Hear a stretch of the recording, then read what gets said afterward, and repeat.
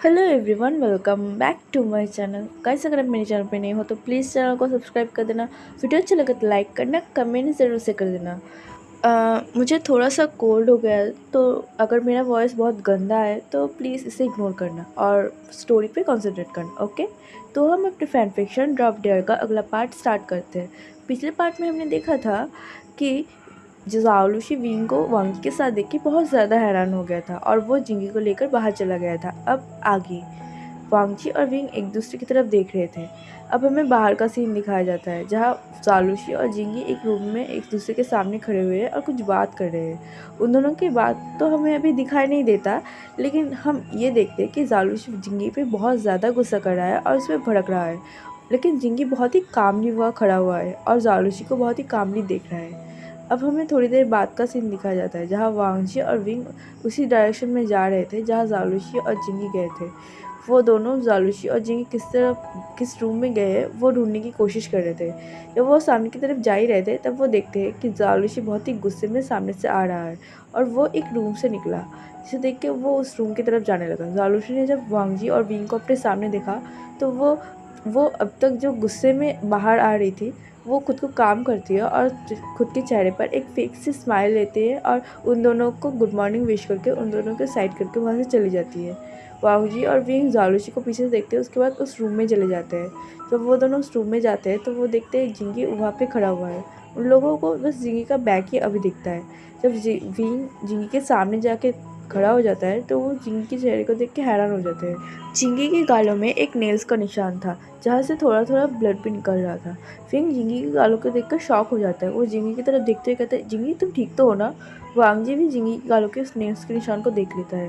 उसे समझ आ जाता है शायद हो ना हो इस निशान को ज़ालुश ने ही बनाया होगा, लेकिन क्यों ये उन दोनों को ही समझ नहीं आ रहा था। तो ये जिंगी स्माइल करते हुए कहता है कि नहीं नहीं, ऐसी कुछ बात नहीं, बस एक जंगली बिल्ली ने मेरे गालों में नोच लिया था। ऐसा कहते हुए वो उस निशान पर टच करने लगा। उसे थोड़ा सा जलन भी महसूस हो रहा था।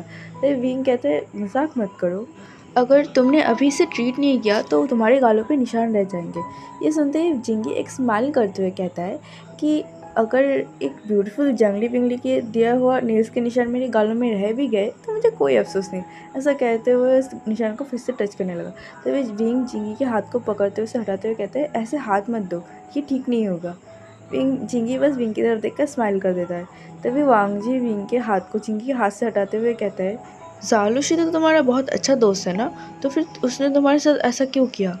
ये सुनने के बाद जिंगी वांगजी की तरफ देखकर स्माइल करता है और कहता है कि कैप्टन, क्या आपको नहीं पता, दोस्ती जितना गहरा होता है उनके साथ उतना ही ज़्यादा फाइट होता है। क्या आपके दोस्त के साथ आपका फाइट नहीं होता है? मैंने तो देखा है, जब डैरन और आप बात करते हैं तो हमेशा आप लोग लड़ते ही रहते हो। ऐसा ये कहते हुए वो वांगजी तरफ देखकर स्माइल करने लगा। तभी वांगजी चिंगी की तरफ देखते हुए कहता है कि मेरा और डैन का रिश्ता और तुम्हारे और ज़ालुशी का रिश्ता मुझे नहीं लगता दोनों सिमिलर होंगे। ये सुनते ही जिंगी हंस पड़ता है। वो कहता है, हाँ, आपने बिल्कुल सही कहा, मेरे और लूसी का रिलेशन बहुत अलग है, बहुत अलग। कहा जाए तो इस दुनिया में किसी की भी समझ में नहीं आने वाला मेरे और लूसी के बीच असल में हम दोनों के बीच रिलेशन कैसा है। ऐसा कहते हुए वो हंसने लगा। तभी विंग अपनी सीरियस वॉइस में जिंगी की तरफ देखते हुए कहता है, जिंगी, क्या तक कल रात तुमने ही मुझे उस रूम में छोड़ा था। ये सुनते ही जिंगी जो अभी तक हंस रहा था वो उसकी हंसी धीरे धीरे गायब हो जाता है और वो सीरियसली विंग की तरफ देखने लगता है। जिंगी कोई भी जवाब नहीं दे रहा था। तभी विंग फिर से उससे सवाल करता है, क्या तुम्हें पता था कि कल रात मेरे ड्रिंक्स में कुछ मिलाया गया था? वो क्या था? क्या वो कोई ड्रग्स था? क्या तुम्हें पता था किसी ने मुझे ड्रग्स दिया था कल रात? ये सुनने के बाद भी जिंगी खामोश रहता है। जिंगी की ऐसी खामोशी विंग को अंदर ही अंदर ये सोचने में मजबूर कर रहा था कि जिंगी को क्या सच में सब कुछ पता था। विंग ये बिल्कुल नहीं मान पा रहा था। तभी विंग अपनी आवाज़ को रेस करते हुए जिंगी से कहता है, जिंगी प्लीज़ आंसर मी, क्या तुम्हें सब कुछ पता था कि कल कोई मुझे ड्रग्स देने वाला था और उस ड्रग्स की वजह से मैं जब अनकंट्रोल हो चुका था, मैं होश में नहीं था, तब क्या तुमने ही मुझे उस रूम में छोड़ के आए थे? और अगर हाँ तुम्हें पता था कि मुझे ड्रग्स दिया गया है और अगर तुम्हें पता था कि मुझे ड्रग्स दिया जा रहा है तो तुमने रोका क्यों नहीं? जिंगे, क्या कल रात तुम मेरा फ़ायदा।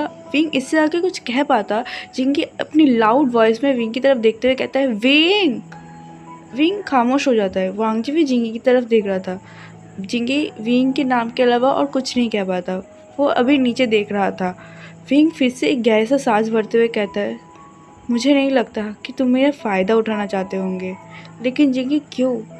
क्यों? अगर तुम्हें सब कुछ पता था तो फिर तुम मुझे उस अकेले उस रूम में छोड़ के आए। अगर तुम मेरा फ़ायदा नहीं उठाना चाहते तो तुम मुझे अकेले कैसे उस रूम में छोड़ सकते हो? अगर लांजान कर उस रूम में ना आता हो और अगर कोई और आ जाता और कोई और मेरे साथ। विंग इससे आगे कुछ कह पाता। जिंगी फिर से विंग की तरफ देखते हुए कहता है, नहीं, कोई तुम्हारे साथ कुछ नहीं कह कर पाता। मैं ऐसा कभी नहीं होने देता। ऐसा कहते हुए विंग की तरफ देख रहा था। विंग जिंगी की तरफ ही देख रहा था। तभी लांजान कहता है, तुम्हें कैसे पता कि ऐसा कभी नहीं हो पाता? अगर मुझे टाइम पे मैसेज नहीं आता और मैं विंग के रूम पर नहीं जाता तो, और वहाँ पे बहुत सारे ऐसे लोग थे जो ड्रंक थे।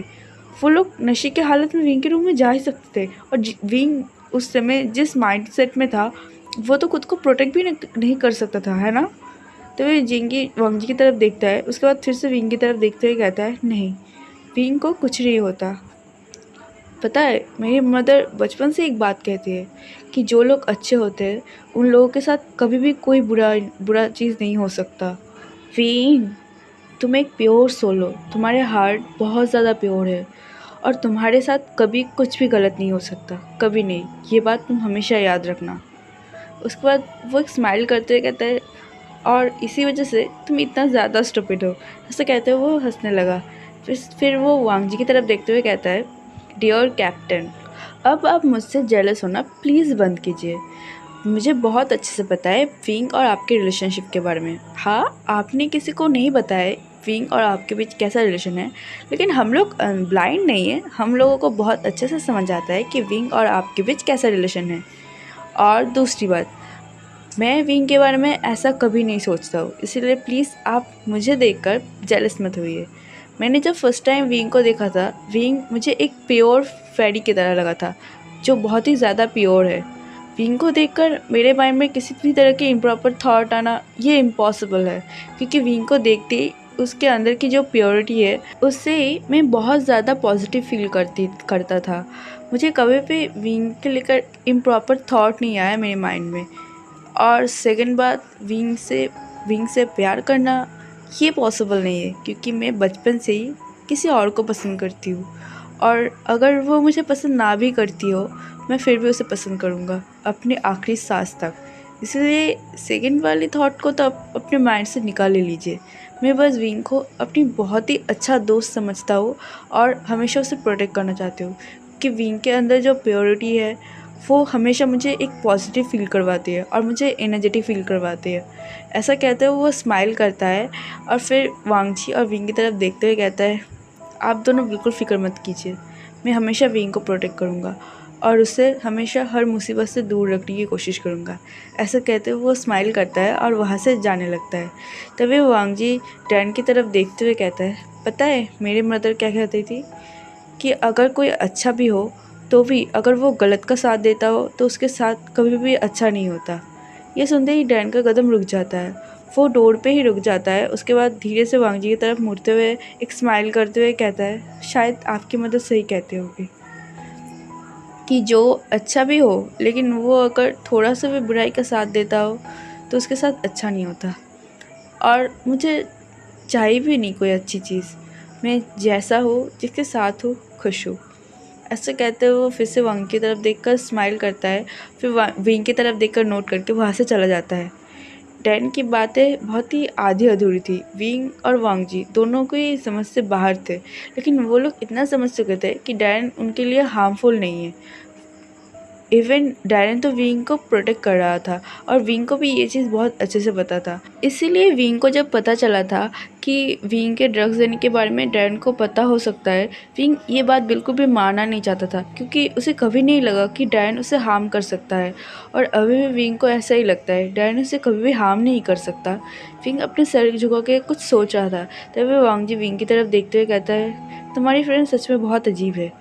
मुझे कभी कभी समझ नहीं आता कि ये करना क्या चाहता है। तभी विंग कहता है, डैन मुझे हार्म नहीं कर सकता, वो हमेशा ही मुझे प्रोटेक्ट करते हुए आया है।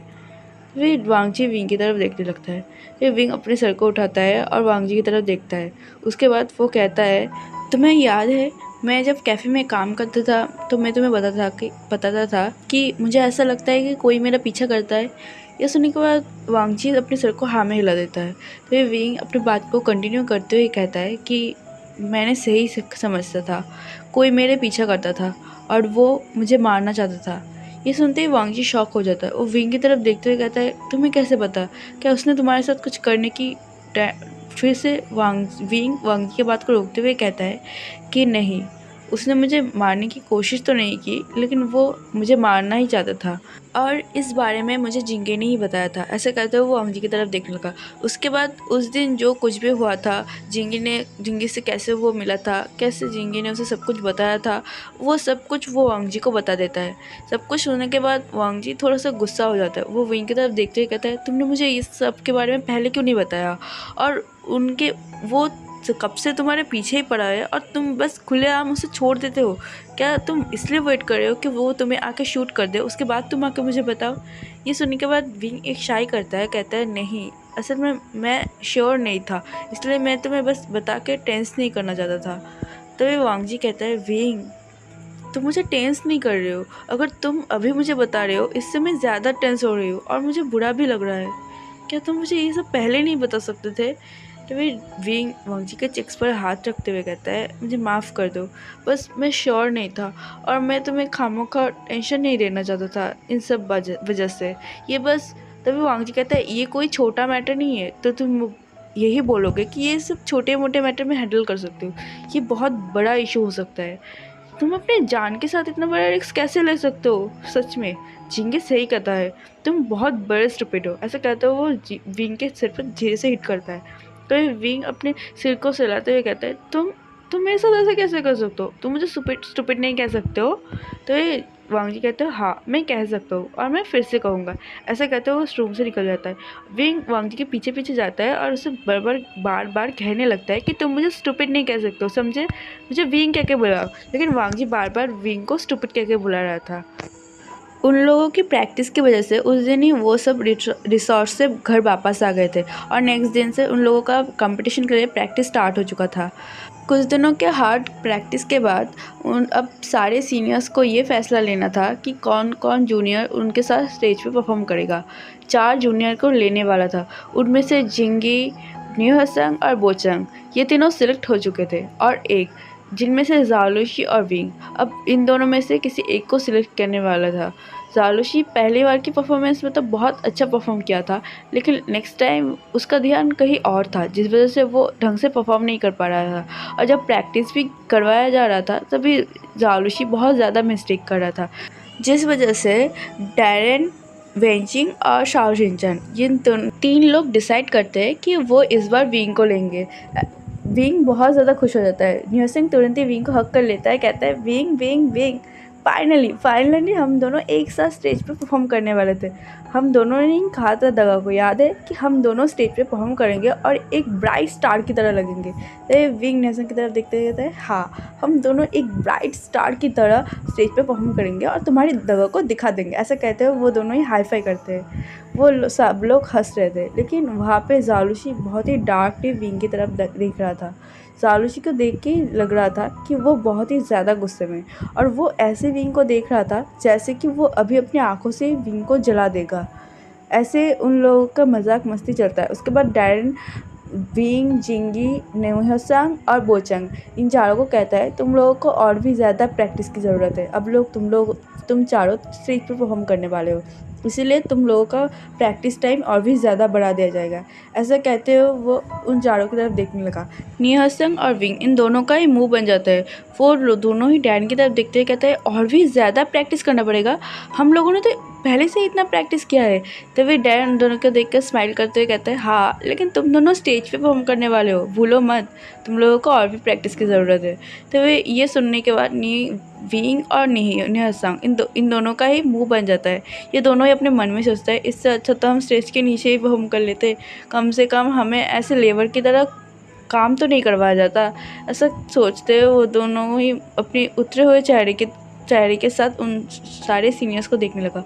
विंग वांगजी की तरफ देख रहा था और जैसे वो अपने आंखों से कहने वाला था कि प्लीज़ अब उन दोनों को छोड़ दिया जाए, लेकिन वांगजी अपनी इमोशनलेस आइज से उन दोनों की तरफ देख रहा था, जैसे वांगजी को कोई फ़र्क ही नहीं पड़ रहा है कि विंग उससे कुछ कह रहा है, जिससे विंग को और भी ज़्यादा गुस्सा आ रहा था। अब हमें बाहर का सीन दिखाया जाता है जहाँ सब लोग एक साथ मिलकर कैंटीन में खाना खाने के लिए जा रहे थे। वो लोग जा ही रहे थे कि तभी ज़ालुशी विंग के सामने आते हुए कहता है, विंग क्या मैं तुम्हारे साथ कॉफ़ी पीने जा सकता हूँ? मुझे तुम्हारे साथ कुछ बात करनी थी। ये सुनते ही विंग ज़ालुशी की तरफ देखने लगता है। विंग के साथ जिंगी, बोचंग और नियोसंग वो तीनों भी थे। वो तीनों भी ज़ालुशी की तरफ देख रहे थे। ज़ालुशी दूसरे दिन अगर विंग को इन्वाइट करती थी तो उसके चेहरे पर एक स्माइल रहती थी, लेकिन आज ज़ालुशी की एक्सप्रेशन बहुत ज़्यादा डार्क था और वो बहुत ज़्यादा सीरियसली विंग की तरफ देख रहा था। तभी बोचंग विंग की तरफ देखते हुए कहता है, मुझे ऐसा क्यों लग रहा है कि ज़ालुशी के अंदर कोई किसी चुड़ैल का आत्मा आ चुका है। तभी नियोसंग कहता है, मुझे तो ये लड़की ही चुड़ैल लगती है। तभी बोचंग धीरे से नियोसंग के सिर पर हिट करते हुए उसे चुप करने के लिए बोलता है, क्योंकि वह जिंगे भी खड़े थे और वो उन दोनों को घूर रहे थे। तभी विंग ज़ालुशी की तरफ देखकर हाँ में सिर हिला देता है और वो ज़ालुशी के साथ चला जाता है। तो चलिए एवरीवन, मैं अपने पार्ट को ही रोकती हूँ। आई होप आप इस फैन फिक्शन को एंजॉय करें तो प्लीज़ लाइक करना, कमेंट के थ्रू मुझे ज़रूर बताना कि आपको ये फैन फिक्शन कैसा लगा। मिलते हैं नेक्स्ट पार्ट में, तब तक के लिए बाय बाय।